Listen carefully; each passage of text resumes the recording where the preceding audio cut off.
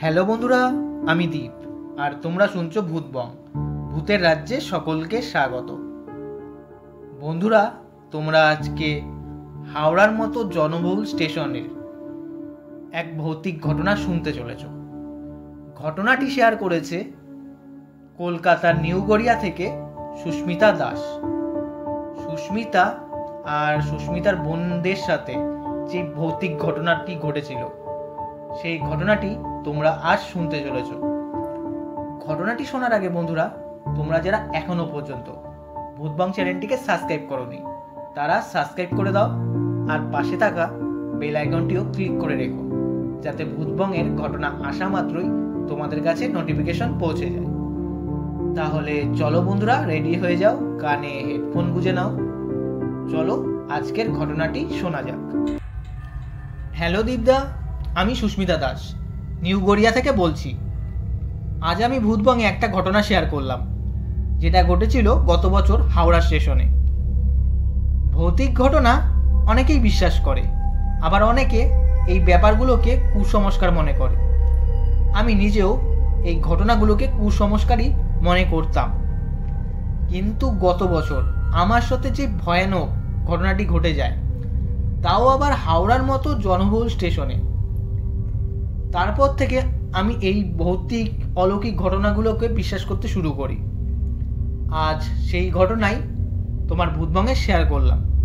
আশা করি দর্শকদের ঘটনাটি খুবই ভয়ের লাগবে।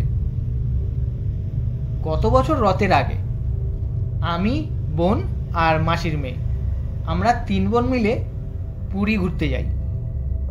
হাওড়া থেকে আমরা হাওড়া পুরী সুপারফাস্ট এক্সপ্রেস ট্রেনটা ধরি। রাত 10:30টায় ট্রেনটা ছিল। ট্রেনে ওঠার অনেকক্ষণ আগেই আমরা সেই 23 নম্বর প্ল্যাটফর্মে পৌঁছে যাই। আমাদের ট্রেনটা তখনও ঢোকেনি। সেই সময় ওই প্ল্যাটফর্মে অনেক কম লোকই ছিল, অনেকটা দূরে দূরেই সবাই বসা ছিল। আমরা 3 জন প্ল্যাটফর্মের একদম সামনের দিকে গিয়ে বসি। ব্ল্যাকস্টোনের যেই বসার সিটগুলো, সেখানে বসি।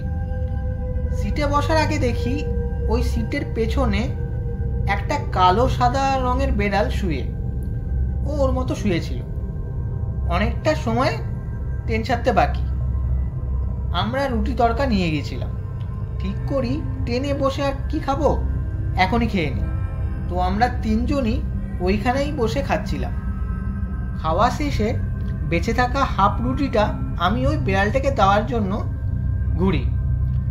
মানে আমাদের সিটের পেছনেই তো বিড়ালটা ছিল, তো আমি বসা অবস্থাতেই ওই রুটিটা যেই ছুঁড়ে দিতে যাব বিড়ালটাকে, দেখি সেই জায়গায় বিড়ালটা নেই, সেখানে একজন মহিলা শুয়ে। ওই দেখে আমরা 3 জনই চমকে যাই, কারণ ওই মহিলা কোন দিক থেকে আসলো আমরা কেউই দেখলাম না। তার মধ্যে বিড়ালটাও বা কোথায় গেল? 3 জনই অবাক হয়ে যাই। চিন্তা করি এই ব্যাপারটা কি হলো। তখনও কিন্তু আমরা সেই ব্যাপারটা ওই ভৌতিক সেন্সে নিইনি কিন্তু। তো আমি কি করি, ওই রুটিটা পাশে ডাস্টবিন রাখা ছিল, সেখানে ফেলে দিয়ে আসছি। রুটিটা যেই আমি ফেলে আসলাম, হঠাৎ মহিলাটা উঠে বসলো আর আমাকে বলে, রুটিটা আমাকে দিতে গিয়ে ফেলে দিলি কেন? আমি না পুরো অবাক হয়ে যাই, ভাবি কি হলো ব্যাপারটা। তারপর ওনাকে আমি বলি, না আপনাকে দিতে যাইনি, ওইখানে একটা বেড়াল শুয়েছিল, তো বেড়ালটাকেই আমি দিতে গিয়েছিলাম। উনি না কেমন একটা অঙ্গভঙ্গিমা করে মৃদু হাসি দিল। আমরা 3 বোন ওইখানে বসে আছি, উনি নিচে বসে আমাদের পেছনে। উনি কন্টিনিউ আমাদের দিকে তাকিয়ে হাসছে, ওরকম কেমন একটা মৃদু একটা কেমন টাইপের যেন। বোন বলে, দিদি চল তো এখান থেকে গিয়ে অন্য জায়গায় বসি। এই মহিলাটাকে ঠিকঠাক লাগছে না, পাগল পাগল লাগছে। আর সত্যি ওনাকে পাগলের মতনই লাগছিল। তারপর আমরা এগিয়ে গিয়ে বসি। ট্রেনও চলে আসে, আমরা উঠে পড়ি। ট্রেনে বসার পর 3 জন আমরা আলোচনা করছিলাম যে ব্যাপারটা কি হলো। বোন বলে, ওই মহিলাটা ভূত ছিল না তো?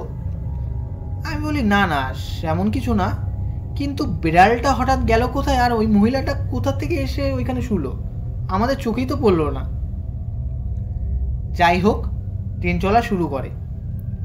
সবই নর্মালি ছিল, কোনো প্রবলেম ছিল না।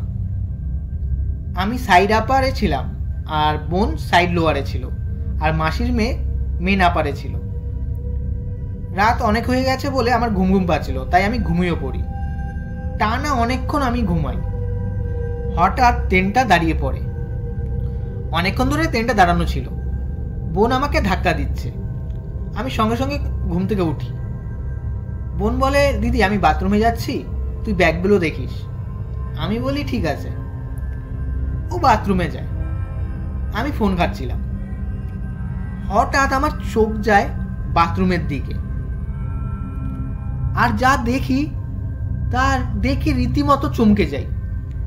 দেখি সেই পাগল মহিলাটা দাঁড়িয়ে আমার দিকে তাকিয়ে সেই মৃদুভাবে হেসে যাচ্ছে। আমি অস্বস্তি ফিল করি। আমি কিছু ভাবনা চিন্তা না করেই মহিলাটার কাছে যাই। আমার নিজের বুদ্ধিতেও এলো না কিভাবে এই মহিলাটা টেনে এলো। আমি ওনাকে গিয়ে বলি, কি ব্যাপার, এভাবে দাঁড়িয়ে দাঁড়িয়ে আমার দিকে তাকিয়ে হাসছেন? পাগলামোর একটা লিমিট থাকে, এটা বলি। উনি কোনো উত্তর দেয় না, অমনিভাবে হেসে যাচ্ছে। ট্রেনটা নীলগিরি রোড স্টেশনে দাঁড়ানো ছিল। পুরো ফাঁকা প্ল্যাটফর্মটা, একটা কেউ নেই। তার মধ্যে বাইরে হালকা হালকা বৃষ্টি পড়ছে। উনি দেখি ট্রেন থেকে নেমে যাচ্ছে। ওই দেখে আমিও ওনার পেছন পেছন নেমে যাচ্ছি। ওনার হাতটা ধরি। ওটা হাত ছিল না, একটা হাড় ছিল, মানে কঙ্কাল টাইপের হাড় পুরো। আমি যে প্ল্যাটফর্মে নামতে যাব, পাটা দেব, পেছন থেকে বোন আমাকে টেনে আবার ট্রেনের মধ্যে তোলে। আর বোন বলে, কিরে পাগল হয়ে গেলি নাকি? এই নির্জুম প্ল্যাটফর্মে তুই নামছিস কেন? আমার তখন সেন্সটা আসে। আমি নিজে জানি না আমি তখন কি ভ্রমের মধ্যে পড়েছিলাম। আমি হতভম্ব হয়ে যাই। আমাদের আশেপাশে যেসব প্যাসেঞ্জাররা ছিল ওনারাও ছুটে আসে। বোন আমাকে তো খুবই ঝাড় দেয়, চোখে মুখে জল দেয়। সিটে গিয়ে বসি। আমি নিজেই বলা শুরু করি, আমি ওই মহিলাটার পেছন পেছন নামছিলাম। আমি নিজেও জানি না কেন আমি নামছিলাম। সবাই জিজ্ঞাসা করে কোন মহিলা। তখন আমি বলি যে ওই হাওড়া স্টেশন থেকে এরকম মহিলাকে দেখেছিলাম, সেই মহিলা। এই ঘটনা শোনার পর কারো আর বুঝতে বাকি ছিল না যে ওইটা আদৌ মহিলা না, সেটা একটা অলৌকিক জিনিস। বোনও আমাকে খুব বকাবকি করছিল, বলছে যে তুই কেন ওরকম মহিলাটাকে দেখে হঠাৎ নামতে গেলি। তখন আমি বলি যে আমি কোনো সেন্সে ছিলাম না, আমি নিজেই জানি না যে আমি কেন নামছি, ওনার পেছন পেছন যাচ্ছি। যাই হোক, ট্রেন 10-15 মিনিটের মতো ওইখানে দাঁড়ানো ছিল। আমি আর বোন লোয়ার বাথের মধ্যে দুজন বসেছিলাম। ট্রেনটা ছাড়ি। ট্রেনটা যে আস্তে আস্তে প্ল্যাটফর্ম থেকে বেরিয়ে যাচ্ছে, আমি আর বোন দুজনই দেখি যে বাইরে একটা চেয়ারের মধ্যে ওই মহিলাটা বসে। আমরা ওই দেখে দুজনই চিল্লিয়ে উঠি। আমাদের চিল্লানোতে পাশের প্যাসেঞ্জাররাও ছুটে আসে দেখার জন্য। ট্রেনটা তখন অনেকটাই রানিং হয়ে গেছিল আর প্ল্যাটফর্ম ছেড়ে বেরিয়ে যায়। আর কেউ সেই মহিলাটাকে দেখতে পায় না। আমরা এতটাই ভয় পেয়ে গিয়েছিলাম যে আর কেউ ওই রাতে ঘুমাই না।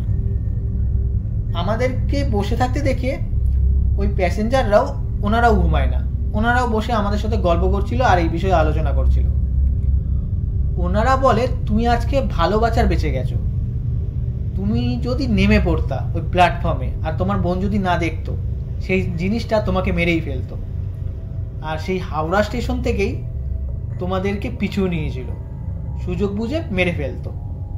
তো দীপদা, এই ছিল ঘটনা। ঘটনাটা যদি ভালো লেগে থাকে তাহলে ভূতবঙ্গে অবশ্যই পড়ে শুনিও। তাহলে বন্ধুরা, আজকের এই ঘটনাটি কেমন লাগলো কমেন্ট করে জানিও আর লাইক করে দিও। আর বন্ধুরা, তোমরা যদি ভূতবঙ্গে ঘটনা পাঠাতে চাও তাহলে ভূতবঙ্গের ইমেল আইডি bhutbongofficial@gmail.com পাঠিয়ে দিও। এই ইমেল আইডিটা আমাদের ডেসক্রিপশনেও আছে। তাহলে বন্ধুরা, আজকের জন্য এইটুকুই। Tata, by.